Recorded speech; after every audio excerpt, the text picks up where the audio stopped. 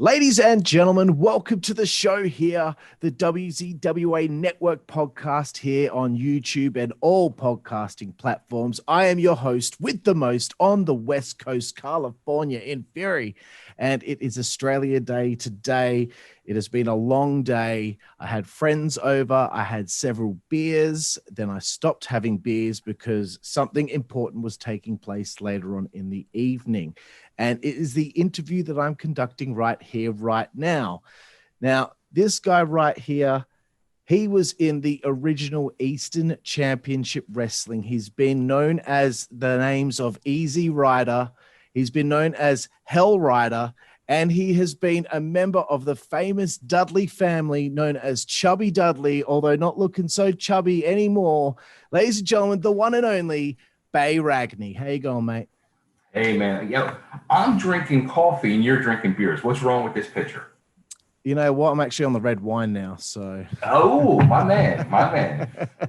As soon as the temperature changes, it's a bit cool now, so it's on with the red to warm myself up. How are you going? Very nice. How are things in your part of the world?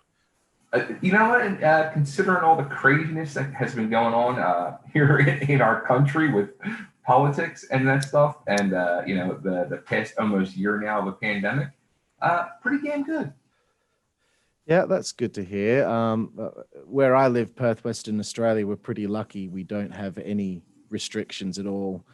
We don't have to wear any face masks. We don't have any. I don't think we've had a community transmission case in our city for about 9 months. So wow. we're finally, for the first time, being in the most isolated city in the world was a benefit to us. So I just read last night here in Nashville, there's 95,000 cases. Oh man, it's heartbreaking, and it totally ruined 2020. I really thought 2020 was going to be an amazing year. It was off to a great start for me, but this damn COVID thing. Hopefully, things will be getting better in 2021, and things are getting better because I'm talking to you right here, right now today, Bay, and very excited to talk to you about your time in pro wrestling, also dabbling in some other things that you've done in your life. But the first question I always ask everyone on the show is how you became a wrestling fan when you were a young man. The funny story was I was about 10 years old, and I used to spend like some weekends at my aunt and uncle's in South Philadelphia, home of ECW Arena. And I'd never seen wrestling. And my Uncle Ralph was a huge wrestling fan. He used to watch WWF, and they used to have cable TV, so he used to watch, NWA and the stuff on the Turner Network, old TBS shows on Saturday nights. So I remember one Saturday after dinner, I heard him in there hollering at the TV, and I was in the kitchen with my cousin, playing Star Wars figures or something. And I went out to see what he was hollering at, and I saw the Moondogs. And I was just like glued to the TV. I couldn't turn away. And I was like, what is this? And he was telling me it's professional wrestling. And I'm seeing these three guys eating bones and barking like dogs. And I was like, this is the greatest thing I ever saw in my life. And I got hooked. And from that point on, I started watching pro wrestling. And then the funny thing was, years later, 13, 14, it might even have been around 95 when I was in ECW. I would bring tapes of my matches to my uncle to sit and watch, and he used to say to me, "Bay, you can't tell me this is fake. This is real. This is absolutely real." He didn't get it. Well, it's good that he stayed a believer. Absolutely. I always love people's stories about how they became a fan of wrestling because, it levels everything out. We were all there at one stage, that exact same, and we all had a moment. And I remember my moment was I was at my great-grandmother's house, and I don't know why, but I believe it was WCW was on TV, and it just was on this TV for a minute, and I saw Ron Simmons give a double clothesline to two guys, and I was like, whoa, holy, did you see him? Two guys, he just knocked down two guys. I was astounded.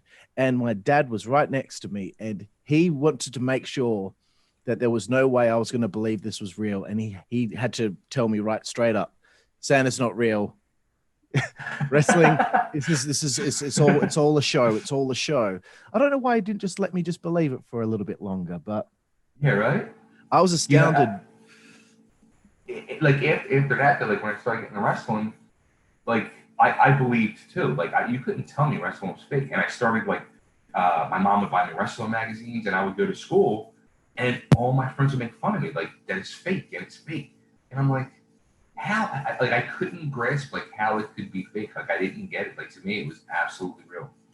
Yeah, and you know what the funny thing is for me, after that moment, I didn't see wrestling again until 1998 when it was suddenly on TV again. And again, Wow. I had that mind-blowing moment.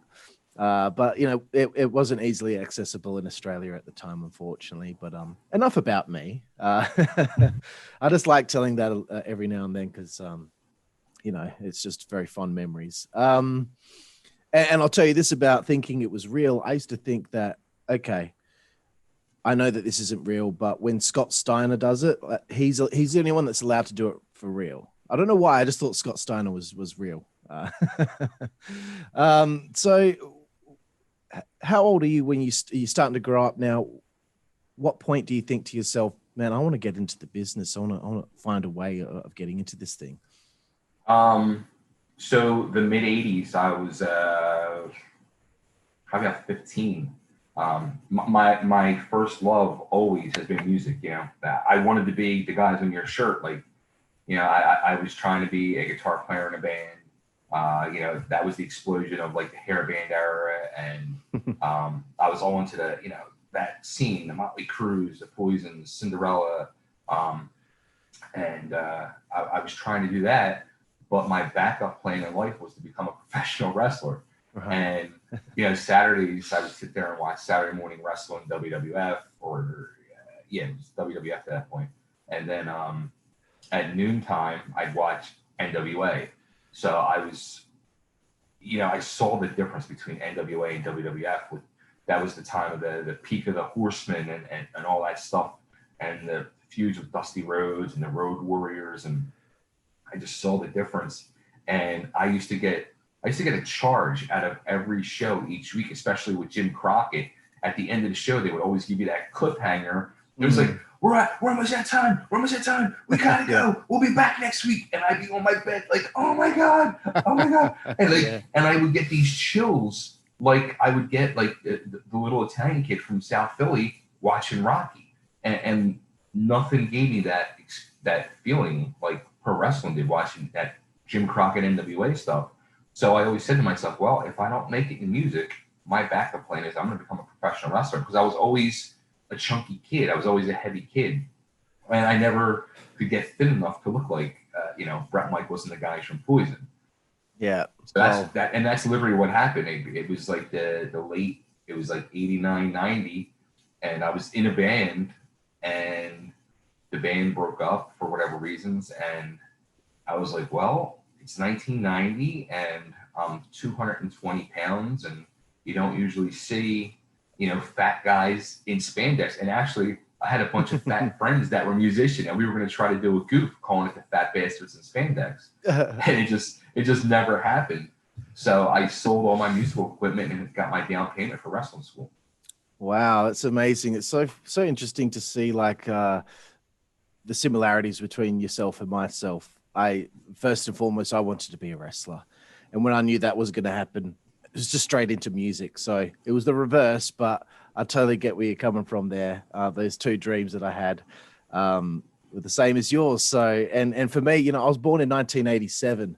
So that's the Appetite for Destruction, Hysteria, Girls, Girls, Girls came out.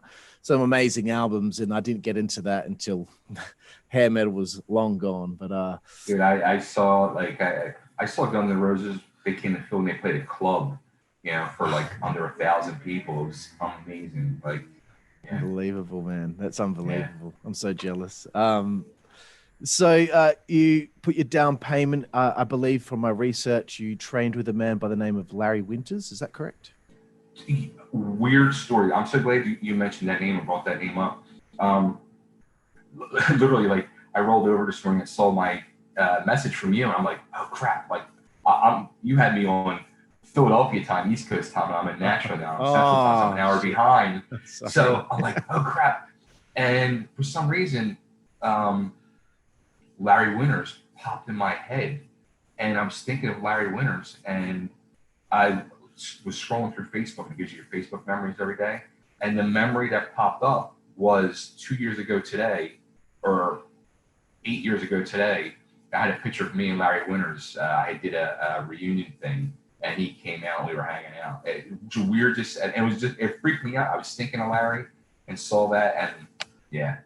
But cool. Larry was, he passed away. I'm not sure how long ago. It might have been 8 years now. Amazing guy, fun guy.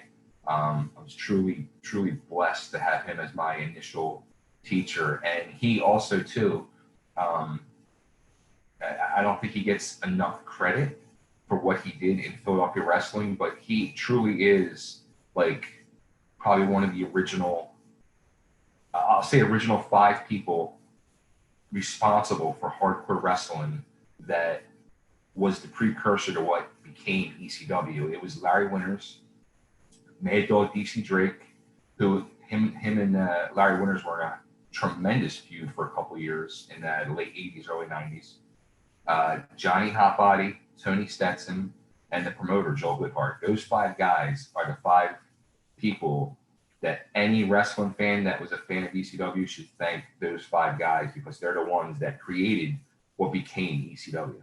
Right. That's really interesting. See, I'm always learning, and I've had some people I've interviewed call me a historian at my age over how much I know, but there's still so much to learn. So that's really interesting for me, and I'm definitely going to try and seek out some of those guys and learn a little bit about them. If there's, a good friend of mine from those days, from the TWA days, the Tri-State Wrestling Alliance and early ECW, who's one of my best friends to this day and was also the person responsible for finishing my wrestling training, Jimmy Giannetti.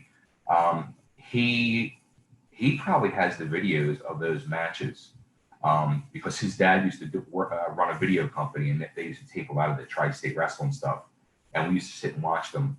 And I'm pretty sure like he might have them, but they might even be online on YouTube or whatever. But I mean, they were doing hardcore stuff like throwing each other off, like you would see New Jack do 7, 8, 9, 10 years later, jumping off balconies. Those guys were doing it 10 years before and didn't get, the credit that was deserved. Like there was one match, Larry Winters had legit broken ankle, and they cut his cast off in the match and used it as a weapon. That's incredible. Yeah. And it is a shame that, that there's these people out there that have done these things and have started these things, but they don't get the credit that they deserve when people talk about, the birth and the evolution of hardcore wrestling. You hear about, Onita in Japan and a lot of, the Terry Funk kind of stuff, and obviously ECW. But, that's a shame that those guys don't get, the props that they deserve. I think, they were truly before their time, but at that point there was no internet. So if there was an internet, like even with ECW, the internet was just literally starting. Like I remember back in '95, and when I was with ECW, they would start doing these like Prodigy meetups and stuff like that. And I just remember like, what the hell is Prodigy?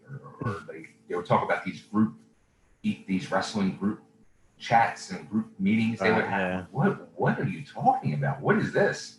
and to buy a computer then was like $2,000, $2,500. It was like, I can't afford that. What the hell? I'm a pizza delivery guy. That's my day gig. Like I'm not buying a computer. Yeah, that's crazy.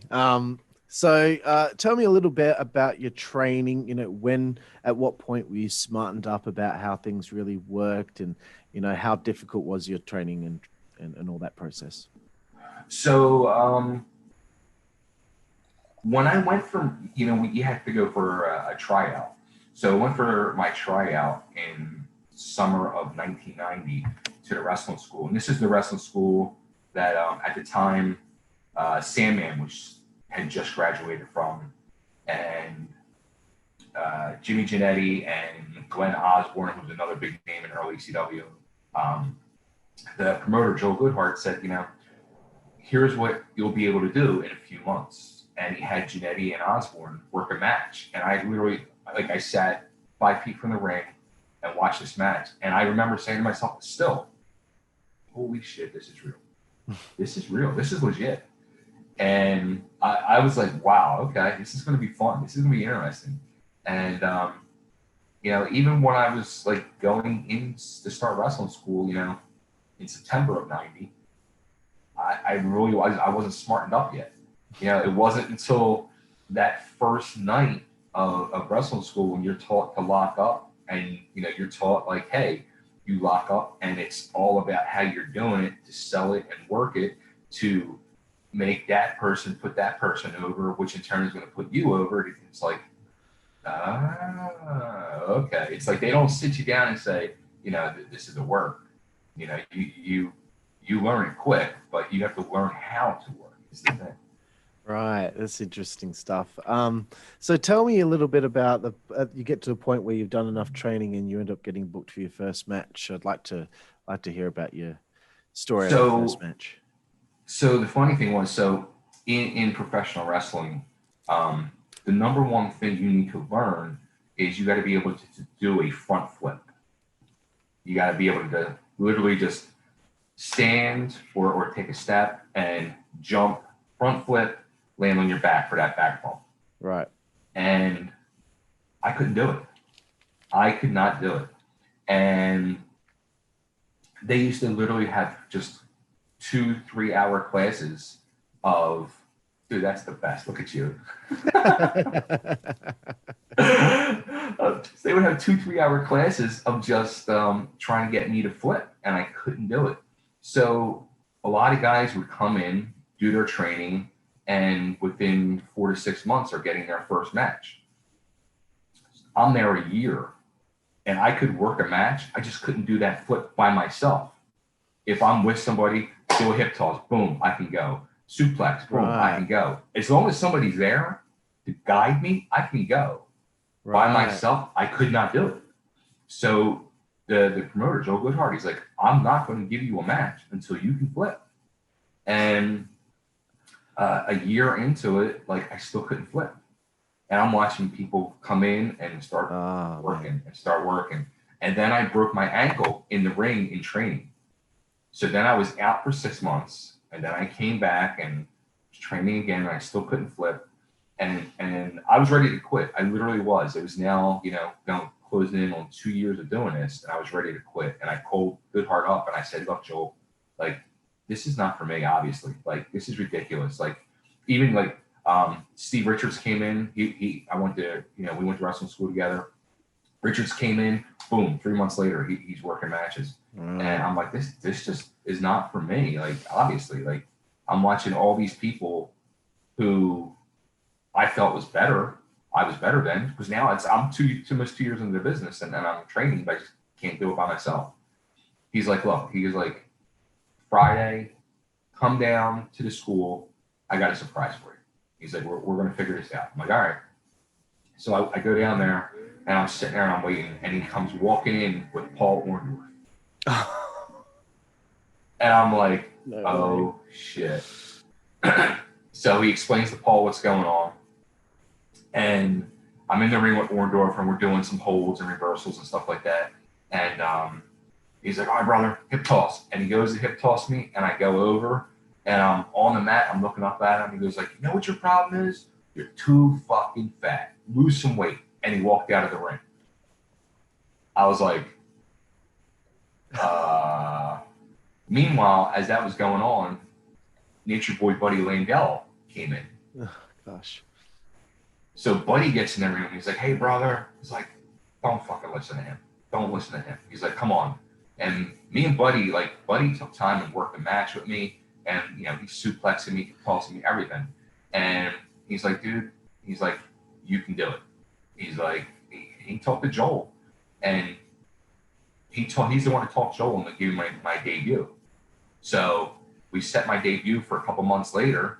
And 3 weeks before my debut, Tri-State Wrestling Alliance closed up shop. Oh, shit, dude. Yeah.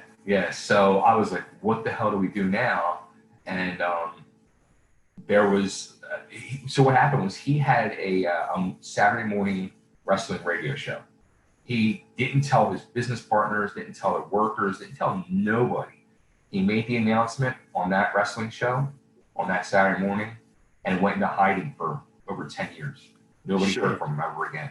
Really? And yeah, one of the backers was Todd Gordon.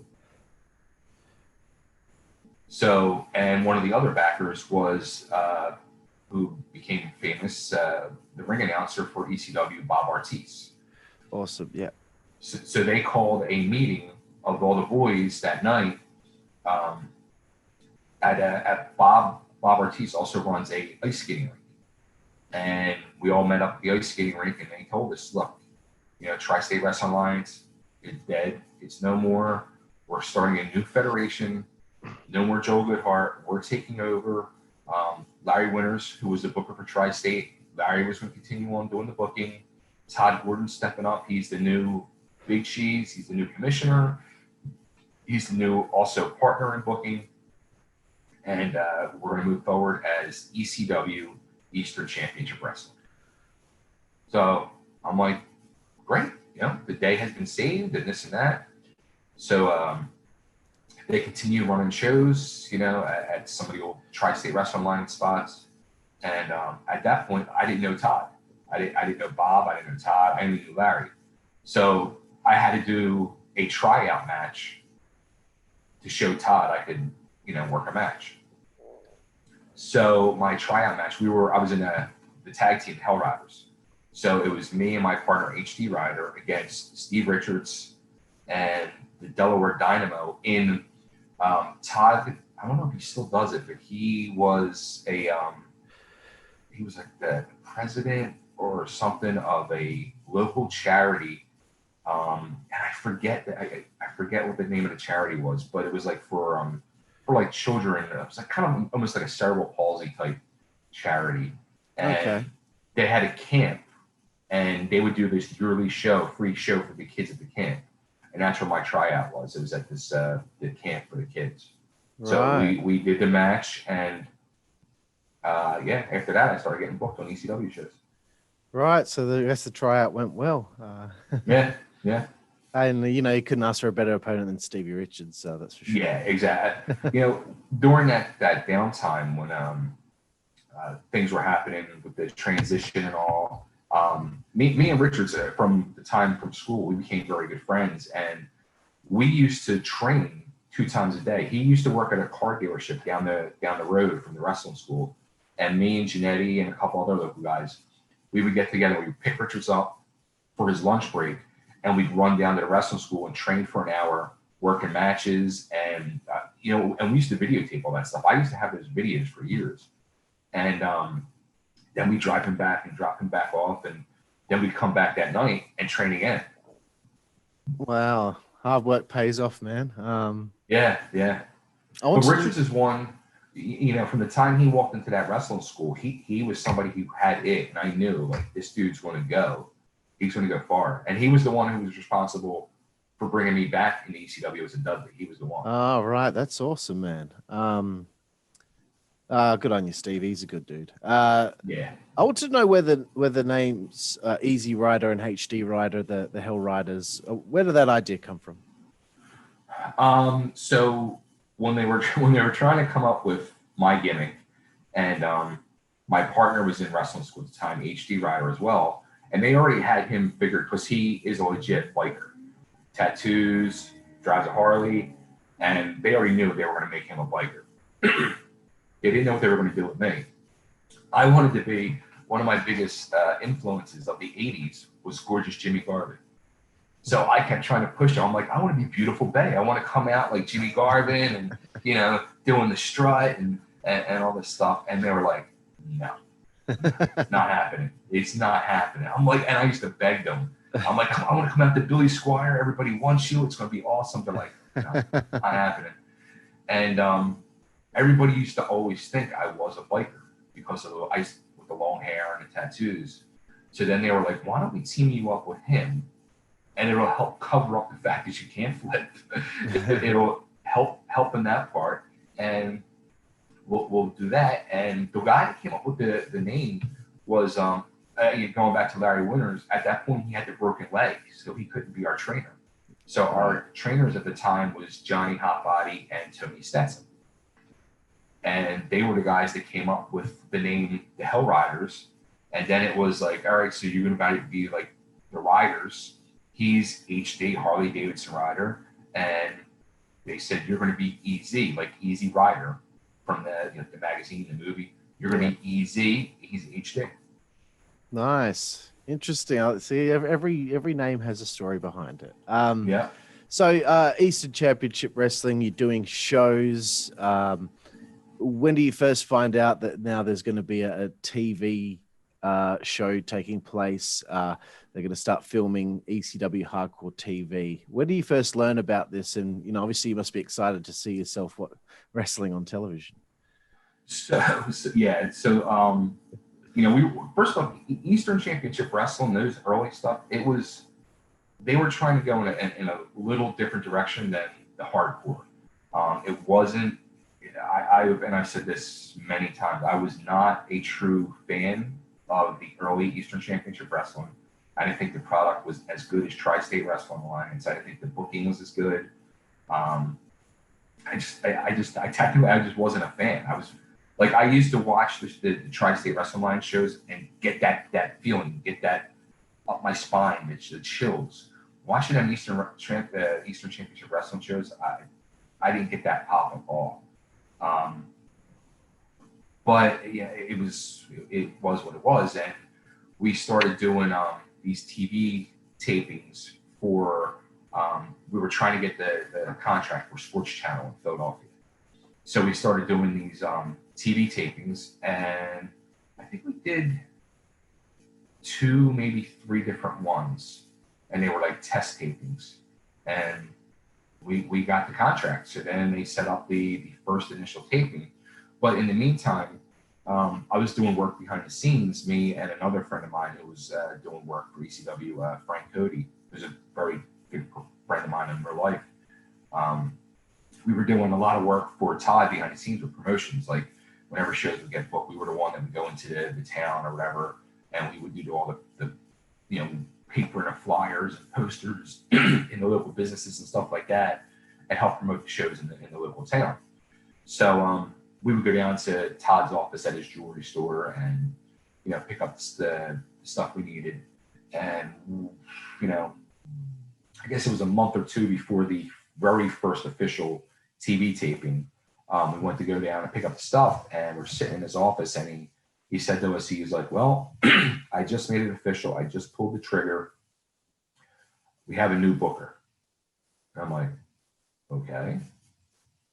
And that's when he told us he just hired Eddie Gilbert as the booker. And I was like, yeah. I'm like, this is going to be great. Phenomenal. Yes. But I was a huge Eddie Gilbert mark. But it also became, in my opinion, the death of Eastern Championship Wrestling and the true Philly connection of Eastern Championship Wrestling, because myself and most of the original Philly guys were all pushed out. And really? Then, and Eddie brought like his crew in, which happens in any federation, any business. People bring in their guys, and that's what happened. I see. I've seen this episode. I've seen the first episode of ECW Hardcore TV. You two take on the Super Destroyers. We're the very first match in ECW TV history. It's crazy. Exactly. That's huge, man. Yeah. That's such an accomplishment. Somebody just sent that to me on Facebook. They were watching it on the WWE Network the other day, and they sent me the screenshot, and I just look at it and shake my head. I'm like, wow. And the scarier part is that was almost 30 years ago. Yeah. And anyone who's a fan of ECW might be like, oh, let's check out what the first ever TV show was like. So don't do it. It's bad. It's so bad. I have seen it, and I didn't think it was too bad, but maybe I'm easy to please. I don't know. But you can see the growth and where the true early beginnings. Like, I mean, watching them shows, you can see why. Like, I didn't get no pop from any of that stuff, and it was just like, yeah. But from what it became, like, before I went back as a Dudley, like, I was watching that show, and I was pumping every week. I'm like, yes, yes, yes. But those early Eastern Championship Wrestling shows, I never got a pop. Right. I was interested in asking you about what it was like to work with Don Morocco and Jimmy Superfly Snuka. Scary as hell. I can imagine. Because we were so green to the business, you know, we were so green. We were only a year into like our debut and all, and we were backstage. That was the second set of TV tapings, and they had the lineup posted on the locker room wall, and me and my partner look at each other. We're like, oh shit, we're working in Morocco and Snuka. So we go over to them. And they were always, don't get me wrong, they were always super nice in the locker room, very friendly. You know, they would talk to everybody. But we would go over and it's, hey guys, what are we doing out there? They're like, don't worry about it, brother. Don't worry. It's all good. You know, don't worry. We got plenty of time. This is like 3 hours before the show. 2 hours before the show, we go back over. Don't worry. Don't worry, brother. We got you, brother. Don't worry. Hour before the show, same thing. We're at the curtain getting ready to go out. We still have no idea what we're doing. We're just like, what the hell's going on? And the referee just says to us, just jump them before the bell. They'll take care of the rest. I'm like, shit. So we're like, all right. So we jump them, and I get paired up with Snuka, and Snuka grabs me by the head. He's like, you dumb motherfucker. I'm like, I'm dead. I'm dead. I thought he was going to kill me. Oh, that's great stuff. So what would you say are your fondest memories of working for Todd Gordon? It was funny watching Todd grow from what was known in the business as a money mark. He went from being a money mark to a mark to a true personality and part of the show, and somebody who truly worked his way to deserving to be there. Like he truly did. He was very, very hardworking at what he did, and very hardworking to get ECW to the place it got to. And he truly gave his blood, sweat, and tears for that company. He really did. And very important piece of the puzzle that made Extreme Championship Wrestling what it was. I agree 100%. It was also weird for me because knowing Todd from 3 years earlier, and it turned out, I found out my sister went to high school with Todd, and she would tell me, and like, because she would come to the shows, and she was like, "Oh my God, Todd was the biggest nerd and geek in school." She's like, "I can't believe." So, and he was like, he came off as kind of like a nerdy, geeky guy, and then he became like this dude in ECW, and he was truly one of the boys, and everybody loved Todd and got along great with Todd and had a lot of fun with Todd. That's great, man. I'm hoping that this year will be the year that I finally get the chance to interview him. He told me to wait till this year, so fingers crossed. Oh, cool. Yeah, they'll be really fun. I haven't talked to him in years. I got a chance. I used to do a AM radio show in Philadelphia. Oh Christ, 20 years ago, and I got to interview him on the show. It was after the death of ECW, and I got to interview him on the show. Right. I have it on audio cassette somewhere. I don't know where, but awesome. Well, you have to dig it up for me and try and get it up so I can give it a listen. Here's a name that doesn't get brought up enough, but I wanted to know a little bit more about this man as you work with him. Do you have any stories of one Donnie Allen?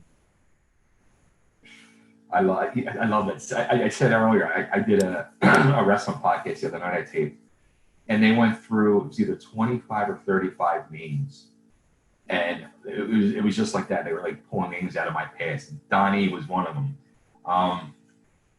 Donnie, I initially, he was the manager of Mad Dog DC Drake. He was devious Donnie Allen. And he would come to the wrestling school when I was training. And I was like, oh my God, he's like this little tiny guy. He was like 5 foot nothing. But the sweetest guy, the nicest guy. Also a musician, amazing musician. He had put some albums out. And that was his first true love was music. Right. And he probably could have did more in the wrestling business, but his commitments to playing, he used to play literally almost every weekend. So it got to the point where he like had to make that choice. Right. But Donnie, he's another guy who was very vital in Tri-State Wrestling Alliance, Eastern Championship Wrestling, and Extreme Championship Wrestling. He became a true personality and like an icon of those Extreme Championship Wrestling days. Number 4, Mr. 499. That's cool. Thanks for sharing. So you've kind of dabbled into why you ended up leaving ECW in late 1993. Eddie brought his own guys in, which meant the old guys were gone. Did you ever have a conversation with him or Todd about that? Was there any sort of, Todd, this isn't fair. I need to give me a chance. Was there anything like that? Oh, that's a good question. I did not have a conversation with Eddie. No, that I know for a fact. I don't know if I ever brought it up to Todd. Even I don't know if I did bring up to Todd when I interviewed him. I might have. I think I might have when I interviewed him. I might have said, because I was very, at the time I was a 23-year-old kid, and I became very angry and bitter because I did a lot. I was doing a lot of work behind the scenes, promotions wise, and was truly, part of that company. I was also like helping, I was selling a lot of tickets to shows on top of it. And I felt like I had like really busted my ass for Todd and that company. And I was very slighted when we got pushed out, and they squashed us out on those. Like we were getting a push. We were feuding, a true feud with the Super Destroyers. And then when TV happened, they totally squashed us out. And I was pissed. And that's how I ended up becoming a wrestling promoter. Right. I called a meeting of all the Philly guys. It was like one Sunday. I had everybody come to my house and we sat down because, one by one, we were all getting phased out. And we sat down and we talked. And, I said, look, like, let's start our own promotion. Let's do our own thing, and let's go back to our roots with Joel Goodhart and the Tri-State Wrestling Alliance. Let's pick it back up where Tri-State left off, and let's continue on. And every one of them, there was probably 10 guys, 15 guys in my house that day. Every one of them was in complete agreement. Every one of them wanted to do it, but none of them would contribute any money to help me pull the shows off, except for my 2 initial partners in what became Libery All-Star Wrestling was Frank Cody and a guy who was a good friend of Frank's, but he wasn't even in the wrestling business. And he became a manager, and he was an amazing manager, Lucky Larry Reed, who actually just passed away a couple months ago. Sadly, sad. He was an older guy. He was like 75 now or 70, and he was having back surgery. It was right before Thanksgiving. He was having back surgery, and during surgery, he had a heart attack on the table. He just never came out of it. It's sad to hear. Yeah. But yeah, like, looking back, gosh, I mean, I put myself in your shoes and I think about how I would have been feeling. You're feuding with the tag champions. You're getting a push. You might be thinking, there might be gold in my future. This happens. You've put in all this hard work. if it were me, I would have been knocking on Todd's door every day, being like, "What is going on?" But that's just me. I probably would have been. I probably would have got myself blackballed by. Yeah, and that was the thing too. Like I didn't want to do that. Like I'm truly in the business now. I'm in the business for a year. I was getting other bookings, in the area, but there was, ECW was the only true consistent one that was running, a couple times a month at that point. Yeah. So I will talk a little bit about Liberty All-Star a little bit later on. I wanted to ask you a little bit about the ECWA, East Coast Wrestling Association. You worked there as Hell Rider. You dropped the EZ and just go with the Hell Rider. What was the idea behind dropping the EZ and going with Hell Rider? And do you have any stories or memories of working at that company? So that was an amazing time. That was Jim Kettner who ended up creating amazing things with ECWA. Most famous thing is the Super 8 tournament, and he had ended up having a working relationship with WWE at the time, where a lot of the guys that Jim was using ended up getting tryouts with the Fed and stuff like that. But that was around 90, 93, right, during the ECW stuff, when I ended up leaving ECW. A friend of mine was friends with Kettner and introduced me to Kettner. And Jim wanted to bring me in as this monster heel to feud with his top babyface, Boogie Woogie Brown. And, I was doing the biker gimmick, and he didn't want to bring me in as a tag team. He didn't want to use my partner, which I felt very slighted about and I felt bad about, because I didn't feel like I was leaving my partner. But the thing was too, also, my partner is, I think he might be maybe 12 years older than me. So he was an older guy. It was like all different things, but Jim just didn't want to use him. And Jim was like, "Look, I just want to use you, and I don't want to call you Easy Rider. I just want to call you the Hell Rider." Right. So I was like on the fence with it at first, and I reached out to my partner and I explained the situation. I said, I don't want to do this unless you're okay with it. And he was cool with it. He was cool. Because, like I said, he was an older guy at the time. He was married. He actually had a great day job, and he wasn't planning to leave his day job, making like a boatload of money at any time. And I was 23 at the time, and I was ready, willing, and able to go to Memphis and work for 25 hours, a show. Like, it didn't matter. So he gave me his blessing to go do it, and that's how it happened. And I ended up working with Jim for a couple of years until I became a Dudley, and then I had to leave. I couldn't do it no more. Right. So I mean, that's a pretty cool opportunity to come in and be like working with their top guy. How did you adapt to being put in the position of, you were in a tag team and now you're working top of the card? It was definitely weird. The weirder thing is a lot of people, I don't know this, but like those early, like Jim Kettner at that point was probably promoting shows for close to 30 years. But like his guys, his whole roster of guys, there was only one other guy on the roster at that point that was truly trained in a wrestling school, and that was, he used to go by Irish Mickey at that point, but now he's known as Mr. Ooh La La, who's a huge mainstay here on the East Coast, on the Philadelphia wrestling scene.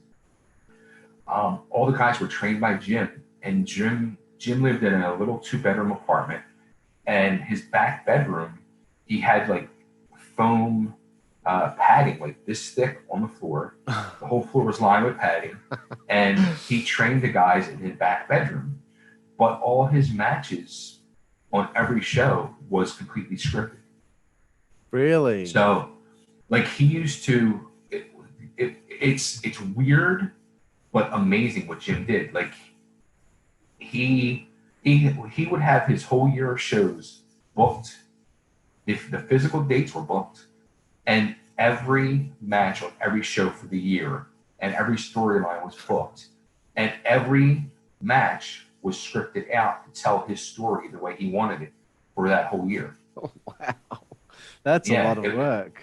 It's a lot of work. It's truly amazing what that guy did. So I came in where I was, calling matches, and here I would come in now, and I didn't even know when I agreed to do this. So then Jim was like, all right, so come back this way and we're going to go over a match. I'll introduce you to Boogie and we'll go over a match. I'm like, all right.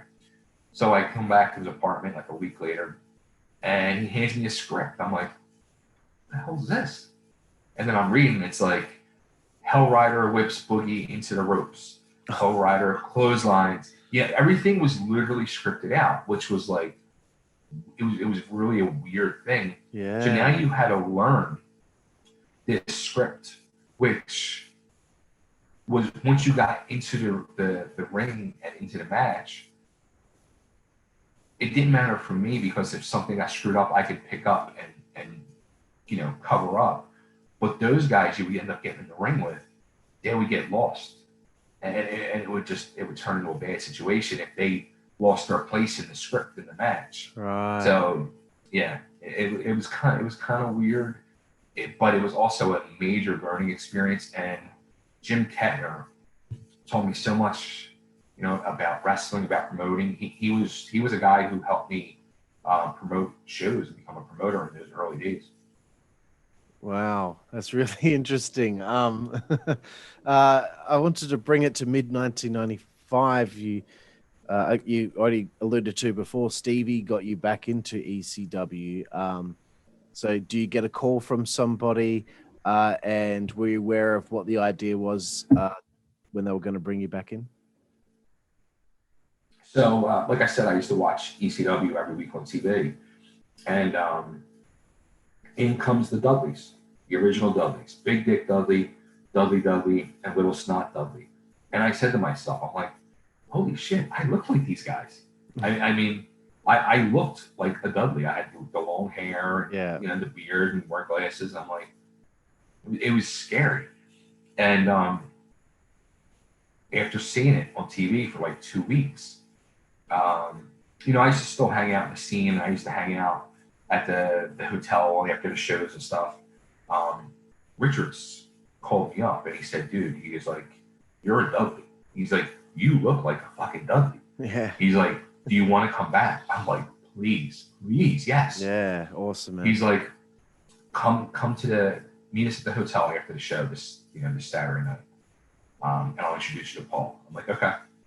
So we're in the Philadelphia Marriott hotel lobby, and we're standing in the lobby, and Paul comes walking in, and Richard goes, Paul, come here. And Paul comes over, and before he introduces me to Paul goes, holy shit, another fucking Dudley. That's great. And Richards is like, this is the guy I was telling you about. And he's like, do you have a tie-dye? I'm like, no. He's like, get a tie-dye. I'm like, all right.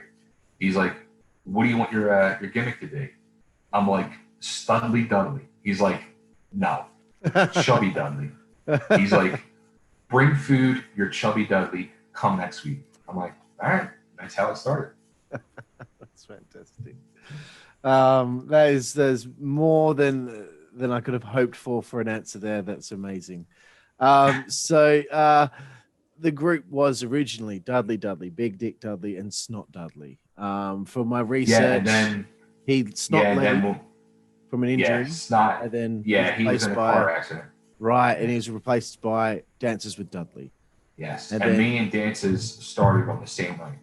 Right. Oh, okay, cool. And Sign Guy Dudley, I guess, was around that time as well.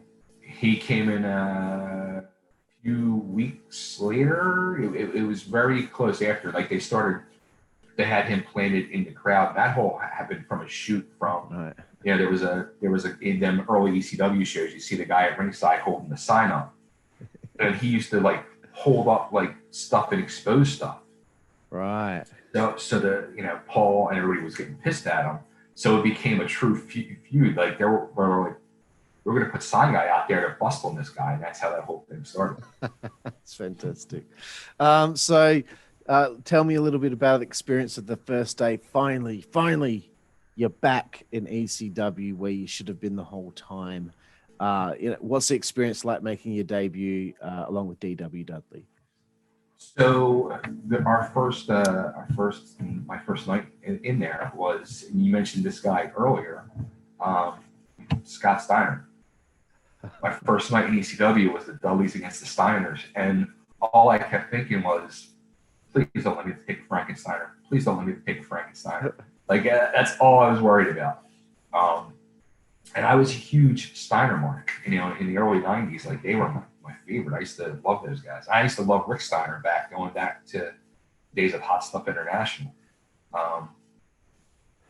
So that was our first thing. And I didn't know what I was going to be doing. So I just became like, it was just like, all right, just go out the ringside, and it was Dances with Dudley and Dudley were the workers, and me and Big Dick were on the outside. And that's what it just became. Like, they always had in their mind, like, Dances could work. Dudley was truly the best worker at the time of the Dudleys. So those guys were the workers, and me and Big Dick were just part of the sideshow. And, then he came Sign Guy, he became part of the sideshow. And then Dudley, because I think he lived in Florida, it was too much to be flying this guy back and forth from Florida. So that's when they brought in Bubba Ray. All right. And they phased I think Jeff Bradley. Phased Jeff. Yeah, Jeff was a nice guy and a very talented guy. And he deserved to be there, but it's just weird how things work. Like, if Little Snot didn't get hurt in a car accident, I probably never would have came in. If Jeff didn't live in Florida, Bubba Ray maybe never came in and changed the whole world of wrestling. Right. Yeah, I was watching the Dudleys. Just that portion of the time of the Dudleys on the documentary. I watched that the other night just to see if I could pick up some extra stuff for the interview. But I noticed that, Bubba comes in and it's just like off to the races there. It wasn't even off to the races. Like, again, going back to... It did take a while, right? Like, it was... It totally took a while because they were, Bubba came in, and again, I was pissed off because I wasn't being allowed to work. I wanted to work. I was just part of the sideshow, which on one hand I was very thankful for, and to this day I'm very thankful and extremely lucky because being part of the sideshow, I got to become part of wrestling history. And at that time, I got to I was living like a rock star, man. It was complete sex, drugs, and rock and roll debauchery going on with that group. But it was the worker in me, the person who wanted to be part of the business, was very bitter and getting angry again because I wasn't being allowed to work. And in came Bubba, who was pretty much fresh out of wrestling school at that point, and you can tell he was green and he was being thrown out there. So now he's the worker and Dances are the workers. And I got looked completely over. I wasn't even given a shot, and I was right. like hurt and pissed. So that happened, and then Devon came in, and they started. First Devon was with us, and then they turned Devon heel against us, and we were starting to gain traction with the fans, and we were starting to get over, and this whole thing with Bubba and Devon was starting to grow.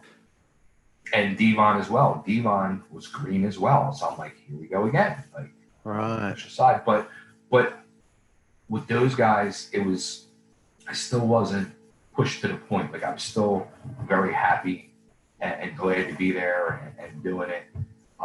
It wasn't until the point when Spike came in.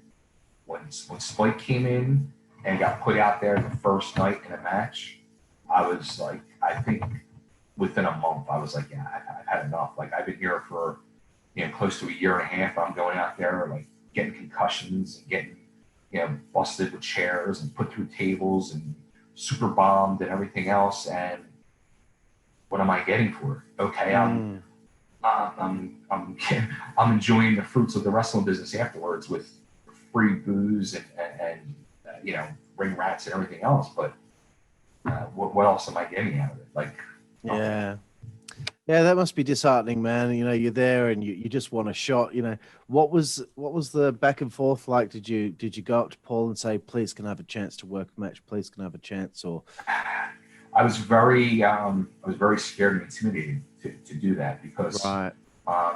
It was getting to the point where I kind of felt like maybe I just don't deserve the chance anymore. Like, everybody else was just getting looked over. I mean, they put me out there in a couple opening matches on just house shows around the area they would do, where they needed somebody in an opening match. And it was like, they put me out there with somebody in a tag team, and then they'd send Sandman out there to cane everybody. And Hack would always, he'd pull me aside. He's like, look, Chubby, I hit that ring. He's like, I'll hit you first. Take one whack, get the fuck out of there. He's like, you don't deserve to be out there. And that's what we do, So I would just be thrown into like an opening match here or there if they needed somebody, and not really being able to do anything or show anything. And 5 minutes into it, Sandman would come out, cane everybody, and that was it. So he actually said to you, you don't deserve to be out there. You don't deserve to be in the ring. Oh, yeah. Yeah. It's just not fair, like everyone deserves a chance. And like, how did he know that you didn't deserve it? You hadn't even had the chance to show that you deserved it. Right. Well, it goes back to like, the whole thing when Eddie Gilbert came in. Eddie brought in his guys from down south. Well, Paul did the same thing. Paul brought in his crew from New York. He brought in Dreamer and Taz, who were his right and left hand man, and the three of them were helping truly run everything. And they were, Taz was running the school, and they were training guys, and they knew people from the New York scene. So it was the same thing. And like I said, it happens, and I get it. I totally understand it. Yeah, I understand. So as far as stuff that's happening on TV or at house shows, what would you say are your best times that you had as a Dudley? I think the biggest one was definitely and the most fun was, I think it was definitely the night when I think the Dudleys truly gained the respect of the ECW arena. And that was it was Bubba and Big Dick with Sign Guy and myself against Devon and Axel Rod. And it was a match that was on TV, and we went out there, and we were one of the opening matches. We might have been maybe like second match or third match on the card. And we went out there, and it's supposed to, go out there, boom, boom, boom. And this is now a true hatred between Bubba and Devon. And this is going to be a true fight and a feud. And, you can go over to the rails, do a little bit, come back, and get back in the ring.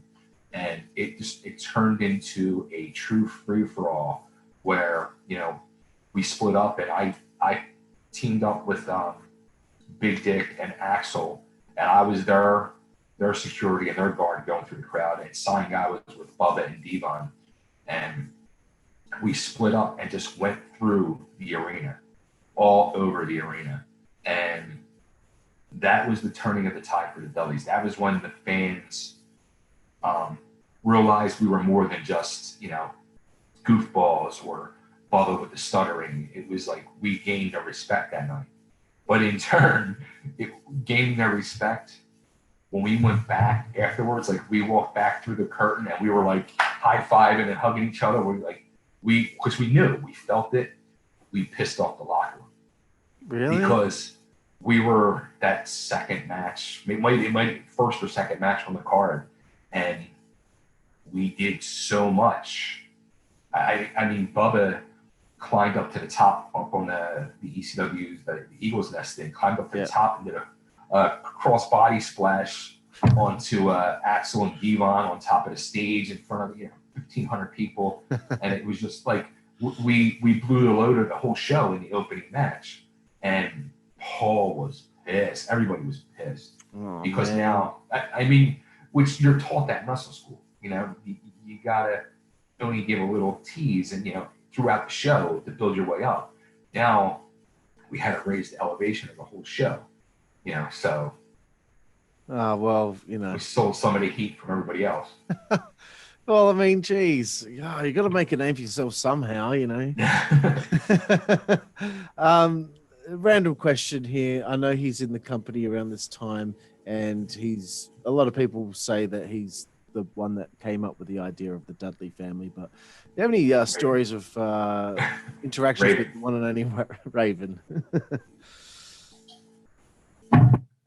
So Scotty, the very first independent show I promoted, November '94, my main event was Scotty, who was fresh out of WWF as Johnny Polo, against Tom Brandy, who was known as Johnny Gunn in WCW. That was my main event. So I became friends with Scotty there. And 2 weeks later, he debuted as Raven in ECW. So I was always cool with Scotty, always friends with Scotty. Scotty, I was even a mark for going back to his early days in his career as Scotty the Body in the Pacific Northwest area. And he's a genius. He's a wrestling genius, that dude. He's a brilliant mind. So much of the whole, Raven Dreamer feud, the Dudleys, the Raven Sandman feud. I mean, that was Scotty's mind at work. And watching him work, it was literally like, as you'd be in the back and talking about stuff and discussing stuff, it was just, amazing to see those things pop out of his head. And then, like, when you'd be in the locker room, they used to have the monitor set up, and we'd all sit and watch the monitor, what was going on the other side of the curtain, seeing it come out on the monitor, and then seeing it a week or two later on TV, how they developed it on TV, and then seeing, the promos of Raven that he would cut. And, Steve Richards, that was his character, Stevie Richards, the Blue Meanie, another one of his creations. I mean, and Meanie to this day with the BWO and all that stuff, Donnie Allen, part of the BWO, like, when he did the Kiss gimmick, like all that stuff. I mean, Scotty was, and he still is, a genius, wrestling genius. Right. Man, he definitely is. I think we'll be interviewing him about mid-year this year. So looking forward to that one. It should be interesting. Nice. So you've alluded to this as well. ECW, it's a bit of a party after the shows at the Holiday Inn or things. It was a party. Can you tell me any sort of stories that are allowed to be told? Any sort of great stories of times partying with the boys? It was like it was such an amazing time. Like, as a matter of fact, I'm wearing a shirt. This is a Blue Meanie shirt. You can get this on Pro Wrestling Tees. So a little promo for my boy Meanie. That was the hotel we used to stay at, the Travelodge in South Philly. Travelodge, yeah. And it was nicknamed the Cylinder of Sin because it was literally a circle. And it was that the fans would come back there to the hotel afterwards, and the fans would have rooms. Some of the boys would have rooms, and it was just, if those walls could talk. I mean, it was just craziness. And it was literally, sex, drugs, and rock and roll. There was a lot of stuff going on. There was a lot of drugs. There was, as a matter of fact, what was the band that was big at the time? They had a huge hit. It wasn't Blind Melon. It was another band. I forget the name, but they were in town. They were playing Philly, and they ended up staying at the Travelodge and partying with us that night. And then 2 weeks later, the singer ended up dying of a drug overdose. And it was like, really? Oh my God. Yeah, it was scary. It was like kind of an eye opener. And, then you were seeing some of the boys, like, were starting to pass away. And we're like, this is no joke now. This is some serious shit. And like, we would do these shows, and especially after the arena shows, that's when we would film the promos for TV for the next 3 weeks. Every 3 weeks was an ECW arena show. And so the boys would come into town on Friday and they'd get their rooms, and the fans would get their rooms on Friday night, and the party would start Friday after the show. Party all night Friday. Saturday, you're like in Zombieland, and then you get ready for the show, and then the fans they're at the arena, and they start tailgating at 2:00 in the afternoon. Oh my God. And it was like, yeah, I mean, you got like 1,000 people in this parking lot just tailgating, drinking and doing whatever. And the boys are out in the parking lot partying, and then you go do the show, and then you come back and everybody goes back to the hotel and is partying more. And then you would film the promos, and Paul would just say to us, I don't care what the fuck you guys are doing. I don't care what you're putting in your body. I don't care who you're sleeping with or who you're screwing. As long as when it's time for you to do your promo, you can do your promo. If you can't do your promo, you're going to get fired. And we would be up until, I remember many times, like 6, 7, 8 o'clock in the morning the next day, Sunday morning, we're still waiting to do promos. And you're crocked, you're shot in the ass, and you're like, and then it was like, all right, Dudleys. You're like, okay, let's go. Like the one promo I remember, like when Bubba and Meanie did the thing like with the dance off, they were like boom, boom, like they were like miming each other, like it was a mirror, and they spun around. Like that was shot like 7 o'clock in the morning. Like, and we were up all night drinking. It was classic stuff. Awesome. Another random question here, Bay. Ribs. Were you ever witness to or victim of a rib that is memorable? Thank God I was not a victim. I would hear the horror stories, like in wrestling school, you hear horror stories of the boys would like shit to people's wrestling bags or their boots. And it was like, I'm not like, you're like, what? Like, why? Like, what would make somebody do that? So I was like, I never witnessed any of that, thank God, or was part of that. The funniest rib I think I ever saw that I remember just being hysterical, laughing, and so out of breath laughing was, there was a young kid in the Philly wrestling scene who was coming up, and he was a kid. He was like 15, 16 years old. And there was a rival promoter across the bridge in Jersey, Dennis Carluzzo, who was running the NWA at the time. Yeah. And I was very good friends with Dennis. And so it was after I left ECW, I was working some shows for Dennis.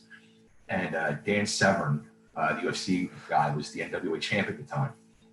And they ripped this kid and told him they were putting the strap on him. He was going over on Dan Severn, and Severn was pissed. So we were sitting in the locker room, and they're telling Billy, like the booker's like, hey, Billy, you're going to go over. And Billy's like, what? Like, what do you mean?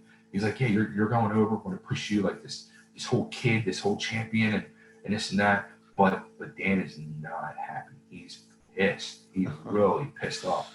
And all of a sudden, Dan comes busting in the room. He throws the belt on the thing, and he's cursing, and he's kicking chairs over.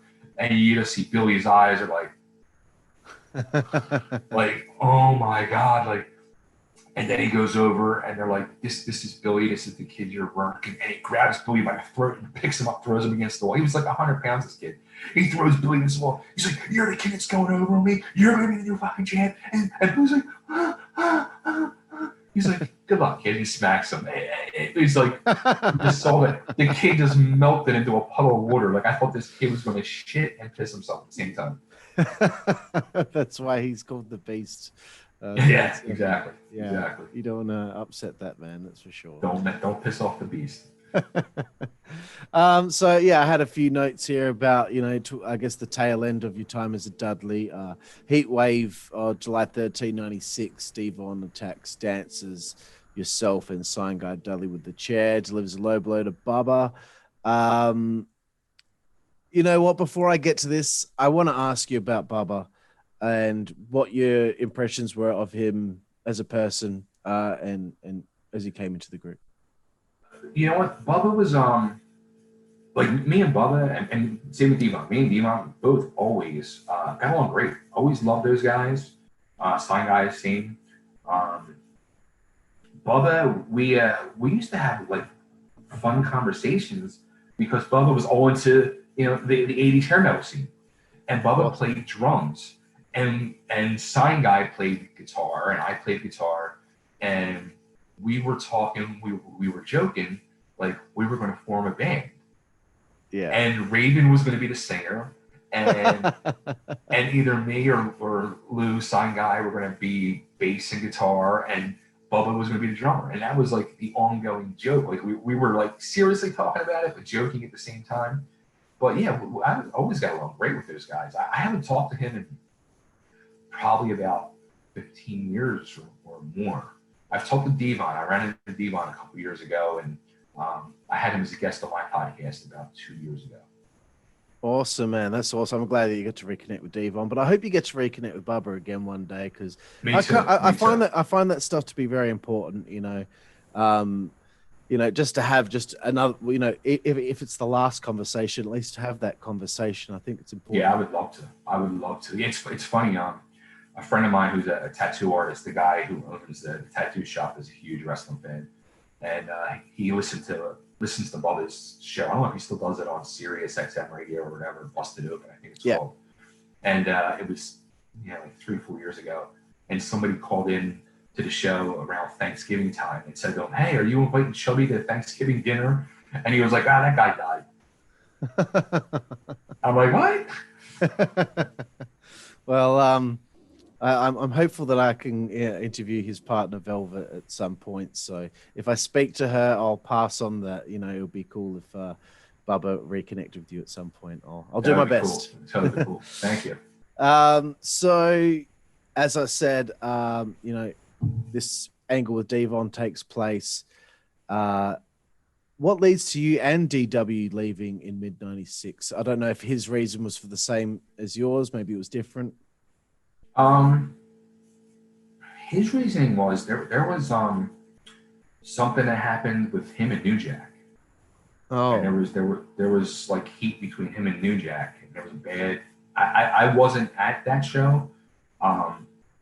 It was a show that, like, I used to just do the Philadelphia area shows, like Philly, South Jersey, Delaware. When they used to do New York, because of my job, like if I took, I would lose too much money if I took off.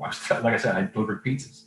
So if I took off on a Friday or Saturday to go to New York, I would lose like $300-400, and I couldn't afford to do that. So I didn't go to those New York shows at the time. But something happened at one of those shows where there was a fight between the two of them, and it was pretty bad, and it ended up leading to DW getting, I don't know if he ended up leaving on his own or being technically fired, or the true reason or answer there, but that was the beginning and the end of DW, which is a shame because he was not only a talented worker.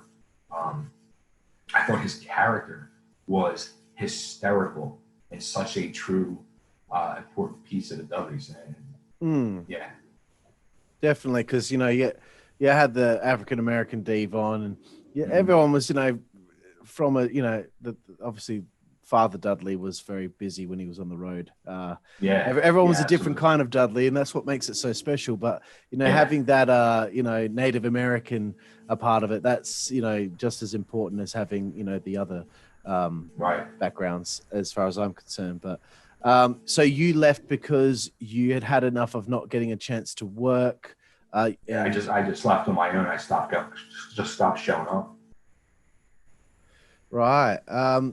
So whilst all this is going on, are you still running shows with your company? Yes. Yeah. Okay, cool. That's cool. I will still get to that company very soon. But I had a few more questions about the Dudley family and the Dudley Boyz. What do you think of what became of the Dudley Boyz?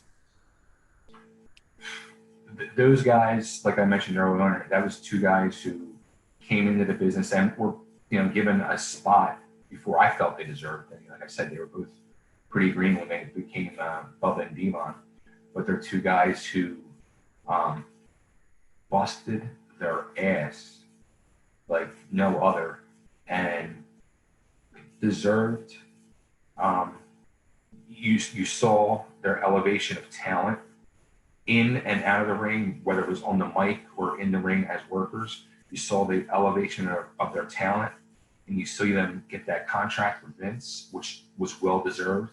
And you see what they did with Vince continue to rise, and they got what they deserved. They are truly both Hall of Fame workers and the greatest wrestling tag team of all time.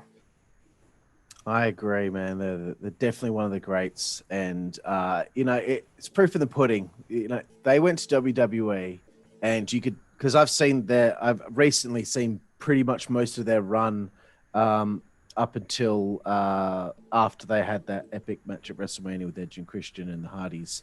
And you could tell in those early months, they're testing them. They're testing them to see if they can fit in. They're testing them to see if they can go get with the program with the WWE style and all that stuff. And they weathered the storm. Fighting with the acolytes was certainly something to see.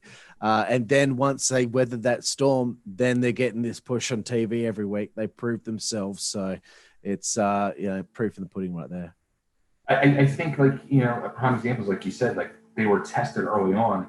You saw, a few years earlier, the top ECW tag team, the Public Enemy. Yeah. They were given the same opportunity, and they couldn't weather the storm of that test.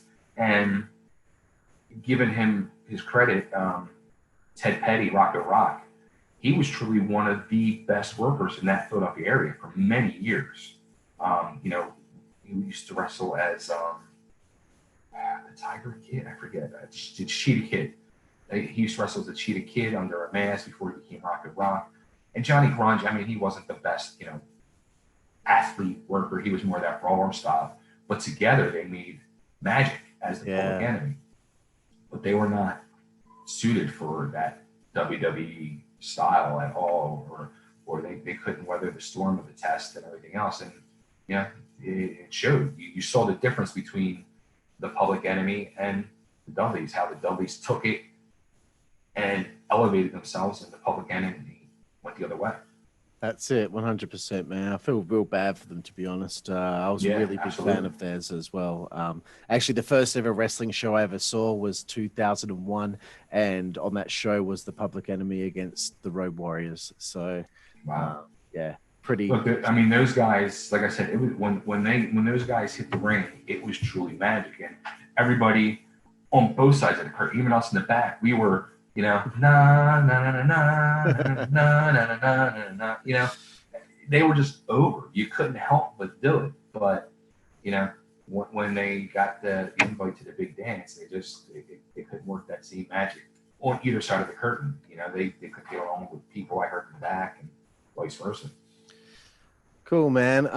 So when I interviewed Lodi, who was in Raven's Flock in WCW, I did a thing with him where I went through each member of the flock and I had him talk about each person and give like a positive memory or something nice to say about that person. So I thought I'd do that with you with the Dudley family. So starting off straight up, Dudley, what did you think of this guy? I thought he was a very nice guy. Always was great to me, nice to me. But it was a talent. But it was definitely the most talented Dudley early on. And if he lived in the Philadelphia area, the history of the Dudleys might have been very different. Absolutely. Big Dick Dudley. I miss Alex. Alex was he was truly a gentle giant. Very, very nice guy. Very intimidating guy. He was our big brother. He was Big Dick, and he watched out for us, and took care of us, and he was a team player, and he was a brother. He was a beautiful person, and rest in peace, Alex, man. I miss him. Full agreements there. He certainly was a character, that's for sure. Absolutely. Happy you're called Big Dick. Exactly. I just remember the first time I ever saw him, just Because when I first saw the ECW version of the Dudleys, it was after I'd seen the actual, like the tag team Dudleys in WWE. So when I saw the ECW version, I'm like, who's this guy? Why was he before in WWE? Look at him. He's unbelievable. I know he had left before you had arrived, but Snot Dudley. Yeah, I never ever met him. I really don't have. I feel bad for him. Because again, he lived. I think he was from Florida as well, or lived out of the area. But if it wasn't for car accident or whatever happened, when he got hurt, that could have been a game changer for his wrestling career. Absolutely, yeah. Fair enough. I thought that might be a difficult answer for you because he was gone before you came in. You've spoke about Dances with Dudley, but do you have any other nice stories to share about him? Another Adolfo, another great guy, funny as shit. Always had fun times with him. Always laughed. He was just such a goofy guy, and a talent guy. He was kind of a big boy. He was very stocky, though, and he could work. He could move, and he could go. And he was somebody I felt deserved more. I agree, bro. And Sign Guy Dudley. The secret weapon. Love Lou to death. He's a guy who was a mark to the business, was helping out backstage, ended up given the opportunity as Sign Guy. And he's somebody who I wish would have went off to WWE with those guys because he deserved it, in my opinion. Yeah. He ended up working for them, behind the scenes in the office. But he's a very smart guy, knows the business very, very well. I thought he deserved more too, but he's somebody who I think his true talent was exposed when they repackaged him as Louis Dangerously. Yeah. When they did that, when he went from being the silent to the talker, you saw his talent exposed, and I was so happy for him. Yeah, it was unbelievable, man. Really unbelievable. And look, I would say Bubba and Devon as well, but you've kind of spoke about them and how proud you are of what they accomplished and all that. But if you only have any other side stories about them, please share. Just like Bubba especially, I'd love to reconnect and talk to. I had that time with Devon. I was able to sit down with him for a couple of hours and talk to him before I got to interview him. And, I told him my side of what had happened and my feelings, and we talked about it. And it was really, really cool and fun. And then we did the interview afterwards. And, both those guys, I have nothing but love for those guys and thankful, because if it wasn't for what they did with the Dudley name, you or anybody else wouldn't give two shits about it. Seriously. And I know that, because of what they did with the Dudley name, people were still interested in me. People still contact me, do interviews or signings or whatever. And it's all because of what they did. All I did was come out to the ringside and eat food and be a jackass. They're the guys that did the work and the talent, and forever grateful and thankful, and a true mark to them too, because I loved watching their career and their matches grow each week on TV. Yeah, absolutely, bro. And last but certainly not least, little Spike Dudley. He was a guy, he came in and we were nice and cordial to each other. I don't really know him too much. I met him those few times early on, but he's a guy too. He got that shot, and he, in my opinion, he deserved it. He came in and he busted his ass. He worked his ass off, and he was over, and he could work his ass off. He deserved it well more than I do or did. And after seeing that, I got it again. I was young at the time, 26 years old or whatever, and bitter, but you learn as you get older. There's things happen for a reason, and the reason was he was definitely more talented than I was and was more deserving. Yeah. I want to say this because I think this would be awesome. I don't know if you've heard of StarCast, where they have it's like a WrestleCon where they have all the podcasts people, all meet up for this big convention. Okay, I have heard of it. It's usually in conjunction with an AEW show or something like that. But I think what a wonderful idea would this be? Have a panel, talk about the Dudley Boyz, and you get everyone back together. You get everyone up there to talk about it. Each member is just as important, as far as I'm concerned, as Bubba and Devon. Everyone up there to have a little family reunion. I think that would be awesome to see that conversation with all those guys at one time. Now, I've been approached from doing these podcasts over the last few years, I've been approached by a couple different podcasters who have said the same thing. And some other people, fans in the business have asked me the same thing. I don't understand or know why nobody has got it together to do a Dudley family reunion. It's beyond me. I don't understand. A couple have asked me to try to piece things together, and I was starting to work on a few different things back when I still lived in Philly a couple years ago, but it couldn't come together with the few that I'm still in contact with. But yeah, somebody for a StarCast or one of these big conventions, whenever this whole pandemic thing does truly end, I don't understand why it can't be pulled together. It's ridiculous. And even Devon told me, they were talking, with Vince about doing it, and people behind the scenes were into the idea. They wanted to bring me in and Sonny Guy and other Dudleys into a storyline. And Vince was on the fence about it. And from what Devon said to me, he said the thing with Vince is Vince loved the idea, but it wasn't Vince's idea. Until Vince can figure out it's his idea and make it his idea, it doesn't happen. The idea needed to be pitched to him in a way where he'd be like, hey, wouldn't it be great if we had a Dudley family reunion, pal? Exactly. Yeah, man. Oh, gosh. There's so many missed opportunities over the years. I get so mad. I only ever watch the old stuff now. I've been so mad at the WWE for the last 15 years that... Yeah, I don't watch wrestling at all anymore. If I watch anything, I'll pull something up old on TV. Yeah, or whatever. Don't bother. It's not worth it. It's definitely not worth it. But before I go on to talk to you about Liberty All-Star Wrestling, again, I kind of want to put a bow on this ECW chapter of your life, and you've left the company.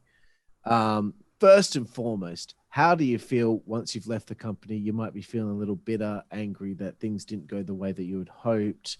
But also, I like to coincide that answer with how you found out or where you were when you found out ECW was now out of business. So at that point in '96, when I left ECW, I started taking independent bookings, and I was still working as a Dudley. And a funny story for you, like I said, I was working at a pizza shop at the time. And I ended up working for Dennis Carluzzo, who the NWA is Chubby Dudley. Oh my God. That didn't go over too good with the ECW boys. Oh, really? So I got a call from Taz at the pizza shop, threatening to come kick my ass if I continued doing the Dudley gimmick. And he's somebody too. I would love to talk to Taz now and just remind him of that story and laugh about it, because it's a funny story. Oh, of course, yeah. It's hysterical, and I was trying to explain my feelings and my side to Taz, and he didn't give two shits. He didn't want to hear it. It was just what, the Dudley gimmick, it's not yours. It's our gimmick. You can't do it. No, and disagreed. I find out you're still doing it. He's like, yeah. If I find out you're still doing it, I'm gonna show up to a show. And I'm gonna. Is he really? He's gonna go to that much effort. Yeah, he's like, his words were, I'm going to come to a show and stretch your ass. I'm like, fuck off. Okay. I'm like, whatever. So I stopped doing the Dudley gimmick, and I became the hot shot Bay Ragni. And, I worked a little more, and then I was like, what the hell am I doing? I was in the process of almost getting married at the time and stuff. I'm like, and I left the wrestling business for a few years. And then I came back in 2000, promoting shows again and getting back involved. Right. I just think that's hilarious, man. Like, what's it to them if you make a little bit of money using the Dudley name? You were a Dudley, so why can't you use it? Yeah. You know, it's not Yeah, it was stupid, but whatever. like I like get it. Chubby I get Dudley it. getting a few bookings in a company that probably doesn't have television is going to be a real big deal Yeah. to ECW. My gosh, Yeah. wrestling is just like this weird bubble, isn't it? It's just so strange how It's everyone acts. yes, it is. And then so I was promoting shows, I was promoting 2-3 shows a month at that point when ECW was when ECW folded, and I was really bummed out. I was really sad, because that was a important piece of my wrestling history and my wrestling career, and I had a lot of friends that were there working. So I was really bummed out. That was their true job. Like, they were on the road 3-4 days a week. I felt really bad. They lost not only their job but their wrestling career. And it's very hard when you're in the wrestling business and you're on TV every week, and then you go to not having that TV. It's TV in any entertainment medium is so important. It really is. I learned that. I went from being on TV every week and, walking in the mall and people stopping and asking me for autographs, and, people stopping me on the street. Like, they knew who I was, Yeah. just from TV. You take that TV out of the equation, whether you're in music or movies or anything like that, reality shows, like, you take that out of the equation, like, it's really huge. Yeah, absolutely. What does ECW mean to you? What does your time there mean to you? That was it. I mean, the ECW was not only the pinnacle of my career or so many others' careers, and it was magic. It was like, I knew when I was there for Extreme Championship Wrestling, like, I was part of wrestling history. I would sit there and watch those matches, backstage, and see the magic in every match, and popping, for every finish and everything. I knew we were changing the world of professional wrestling, not only for the current time, but for the future of existence. Absolutely, man. It's a special company. It's got a special place in a lot of people's hearts. That's why still in 2021, 20 years after it went out of business, people are still chanting ECW. Oh, yeah. Tommy's wrestling or Stevie's wrestling or whoever's still out there right now, they still chant those letters because it means something. And they're hearing those fans chant that at that, they can chant it in any building. Like, even when I would watch, WWE and hear fans chanting in 20,000 seat arenas, it's like, okay, but having it happen in the ECW arena at that time, there was not a better feeling. Absolutely, man. It's such a great atmosphere. It's been lost over the years. Okay, we're finally here. We're going back in time now because we're at the end of ECW. Now we're going back to the beginning of Liberty All-Star Wrestling. You told me about how the company began and what essentially made it be a thing because of those Eastern Championship Wrestling guys who were discarded from the roster when Eddie Gilbert came in. You start this company. Where do you start? How do you just start a wrestling company? By delivering a lot of pizzas. The first thing we did was we had to find a building to run a show, and I went to my old elementary school, which was 2 blocks away from where I was living, and talked to them, and I rented out the gymnasium. And obviously you had to get a ring. Did you buy a ring? No, Jim Kettner from ECWA. That's where okay. I rented his ring, and he helped me put the pieces in play to start that first show and the promotion. All right, that's cool, man. What would you say is the toughest part about being a wrestling promoter? Drawing a crowd. Did you ever get to a point where you were trying to get yourself some TV or local television? Did that ever come about? it never got to that point. That's what the plan was for sure. I had radio. I used to do radio at that time. I was doing AM radio weekly. So we had a radio champion,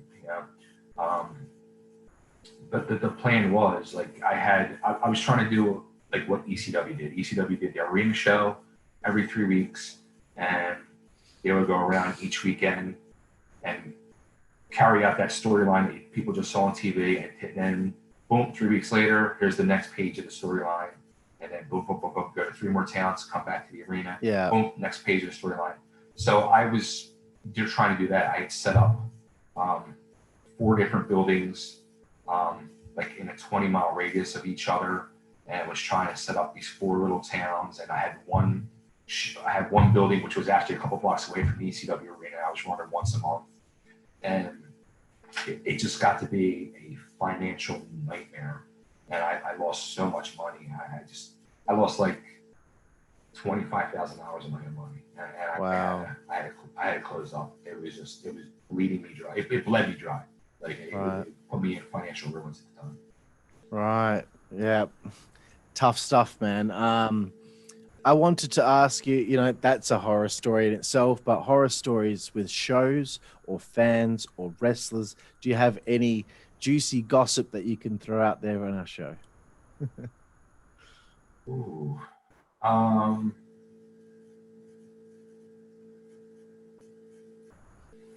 There really wasn't any. It was nothing bad really happened. I mean, I had a really good locker room. I put together a really good locker room, and we were truly like a family.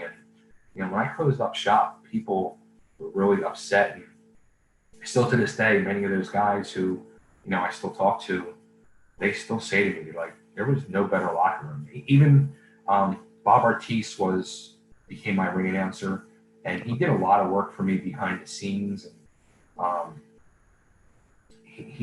Bob and his wife Lex, they both did a lot of things for me in Libery All-Star Wrestling after ECW had folded. And he used to say to me all the time, he's like, the locker room of guys you put together and the shows, he goes, we're on quality with ECW. Right. Such a shame, man. Such a shame. What's the most rewarding thing that you got out of Liberty All-Star? It definitely was the booking, like booking the shows, and learning from Kettner. Like I would get the storylines and plot out how I was going to do, the matches for the storyline, for show, and where it was going to go, and watching it unfold. And seeing it and hearing the crowd pop, and it was making me pop as well. It was like, yeah, this is working. Right, that's cool, man. I find this to be an interesting thing. You close the company, you decide, I'm done with wrestling. How do you cope with no longer being able to have that adrenaline rush of going out there and performing, or even the rush of working behind the scenes and seeing the beauty of, I had this idea for this show, and then watching it take place in front of you and seeing it be fulfilled is so rewarding. That goes away. How do you cope with that? Dude, I'll tell you right now, that's probably one of the best questions anybody's ever asked me. It's tough. It's very, very tough. And you understand and see why a lot of these guys in any form of entertainment, whether it's wrestling or music or TV or whatever, when you go from having those experiences to having it taken away, you can see why they become depressed individuals, or they're turning to drugs and alcohol or whatever vice it may be. It's tough. It's hard. You go from your ego being fed, and you're going from, like I said, signing autographs and being on TV each week, and you're given the fruits of sex, drugs, and alcohol.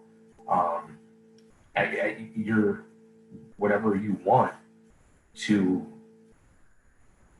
not even getting a candy bar. You know what I mean? Like it's eye-opening. You learn a lot about life.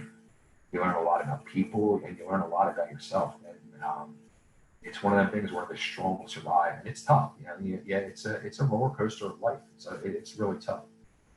I can imagine. I don't like to go on about myself too much, but I ran a group for 5 years, and it went away in 2017 because it was just time to stop doing it. But I miss waking up the morning of a show and knowing that memories are about to be created for a lot of people. We're about to create memories that people are going to look back on when they're having a beer with their friends, and they'll remember when that happened. Remember when he did that crazy shit? That's probably the most rewarding thing for me, is like knowing that a memory was created because the platform was put there and people were put in the arena in the vicinity to watch the match or watch the matches. So when that goes away for me, and you know, I was in a rock and roll band too. That's gone away. I've got to keep finding a way to continue to be creative, because when you no longer have that creative output that's inside you, you got to find a way to in some way. That's why we do this podcast now, because I need to find a creative way. What did you do to find a creative way to get that I did this out of you? Same exact thing. I ended up, I started a podcast 8 years ago called Totally Driven Radio. And the one thing I always wanted to do was radio.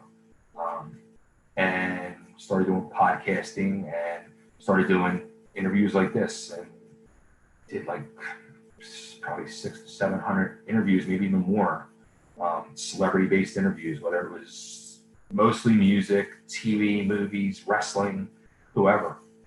I did that, and then about a year and a half ago, I started going through a divorce, so I kind of slowed down on that, and I relocated here to Nashville, and with my new fiance now, and restarted my show last year.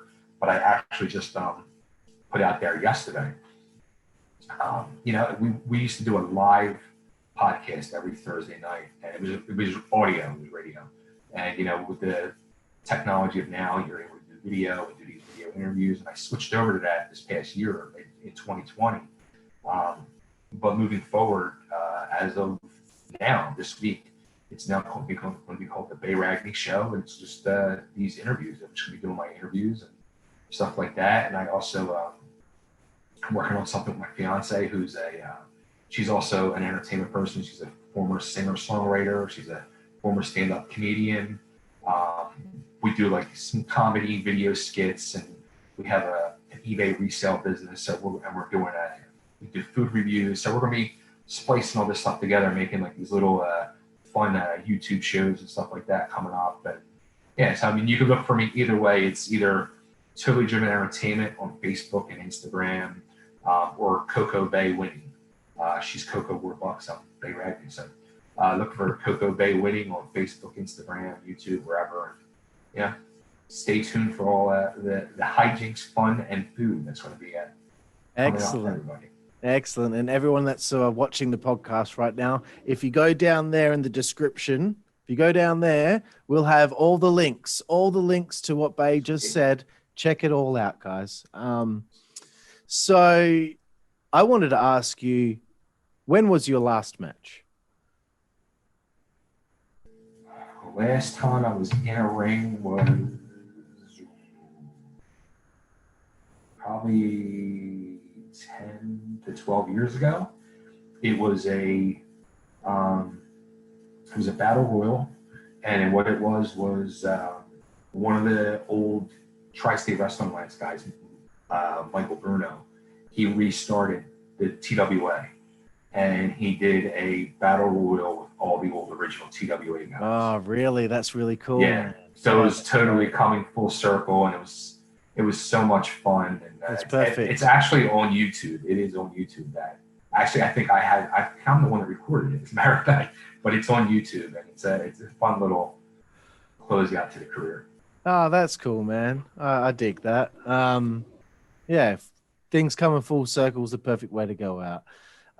Before I get to my final run of questions, in my research, I saw the 19th of September, 1998, Liberty All-Star Wrestling, the Misfits defeat the Hell Riders, Easy Rider and HD Rider. Was that the last time you two tagged together? Actually, that was it wasn't me. That was JR Rider. Oh, really? Yeah, I had a wrestling school, and one of the guys that I trained was a biker, and it was when I became a Dudley. And I said, "Well, here's the deal. Do you want to take my place at the Hell Rider?" So it was JR Rider and HD Rider. Okay. I just wanted to see if there was a little reunion there, or if you got to have a final tag match after being with him in the original ECW. And that guy, Pat Kelly, beautiful guy. Love that guy. And how is your old tag team partner going these days? That's him, Pat Kelly. He's a good dude. Good dude. I haven't seen him in.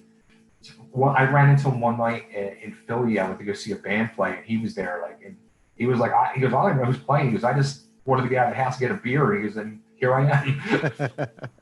Cool, man. So one of the last subjects that I wanted to talk to you about is rock and roll. I got 5 more minutes, so just did. That's cool, man. Rock and roll. Where did your love come from? It Poison, Rat, Cinderella, Guns N' Roses. I'm a boy of the 70s. I grew up in the 70s, so it was Kiss. Kiss was the one that changed my life. Kiss and AC/DC. Awesome, man. Awesome. So before I get to 5 Second Frenzy, do you have any regrets? Ooh. Honestly, no. No regrets, because everything, I feel like everything you do in life, whether it's good or bad, mistake or whatever, it's all what makes you you, and you learn from it. Well, hopefully you learn from it. If you don't learn from it, you're an idiot. But yeah, no regrets. That's great, bro. Good to hear. So Bay Ragni, it's 5 Second Frenzy. It's our last segment of the show. Quick fire questions, quick fire answers. You have 5 seconds to answer each question. Even if you don't make the 5 seconds, it's okay. You won't get in trouble. So 5 Second Frenzy. First question, your favorite wrestler of all time? Ric Flair. Your favorite opponent that you ever had? Frank Cody. Excellent. Your favorite match that you ever had? Did quite a few hardcore matches with Frank Cody, but probably the one I put him through a flaming table. Amazing. That's amazing. Your favorite book? Ooh.